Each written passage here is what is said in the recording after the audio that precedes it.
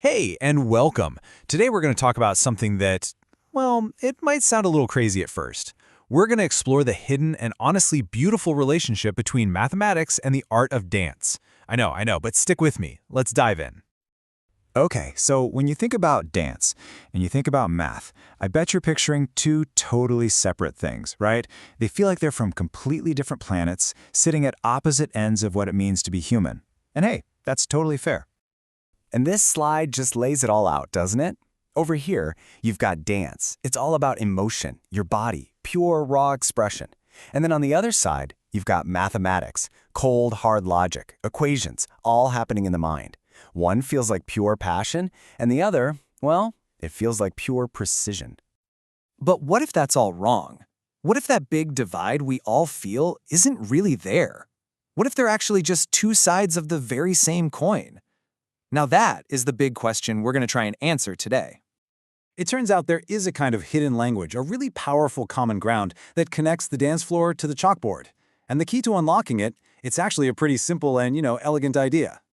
And that idea is pattern. That's it. At its heart, a pattern is just a sequence that repeats itself. It's a structure our brains can recognize, something we can predict. And this one concept, this is the bridge that connects these two seemingly opposite worlds. And this is where it gets really cool. In math, patterns are literally everything. You've got number sequences like Fibonacci, geometric shapes, fractals, patterns everywhere. But get this, choreographers use those exact same ideas. Think about the Fibonacci sequence. You know that pattern you see in nature and shells and galaxies? Well, some choreographers actually use that sequence to decide how many dancers are on stage or how many counts are in a phrase. It creates this amazing, natural-feeling flow. It's the same principle, just expressed with bodies instead of numbers. Wild, right? Okay, so that's the theory. But let's get concrete and see how these math principles actually show up on stage. This is where the numbers stop being abstract and start being, well, performed.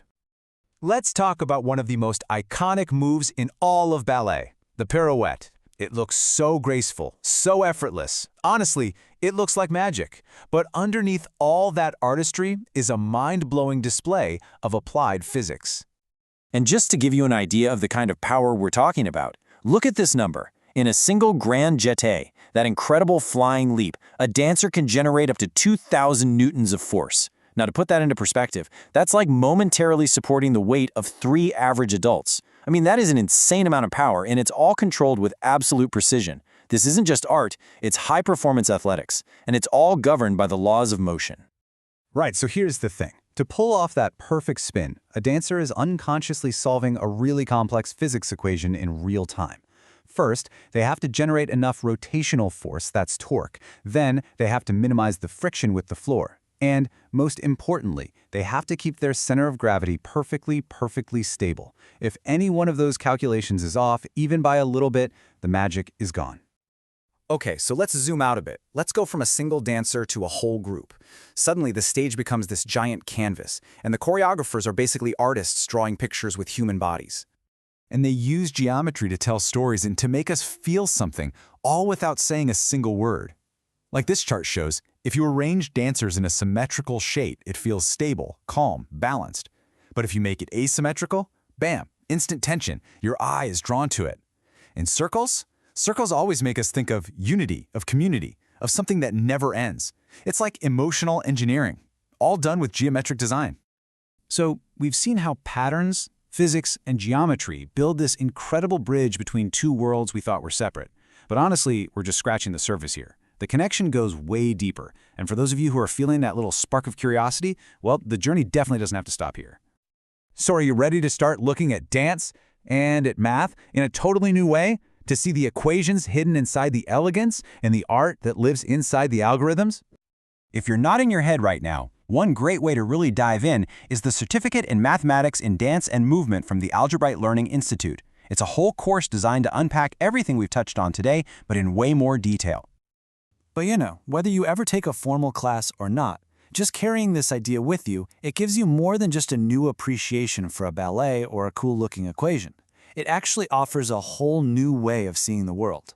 Because when you smash them together, you get something totally new. It's a richer way of understanding things. The logic of math helps you see the sheer brilliance and beauty of dance. And the emotion of dance, it gives a real, physical form to all those abstract ideas from math. And that leaves us with one last, really big question to chew on. Once you start looking for these connections, you really do start to see them everywhere. So what else could we figure out? What new discoveries could we make if we just made a habit of looking for the art in our science and the science in our art? It's something to think about. Thanks for joining me on this one.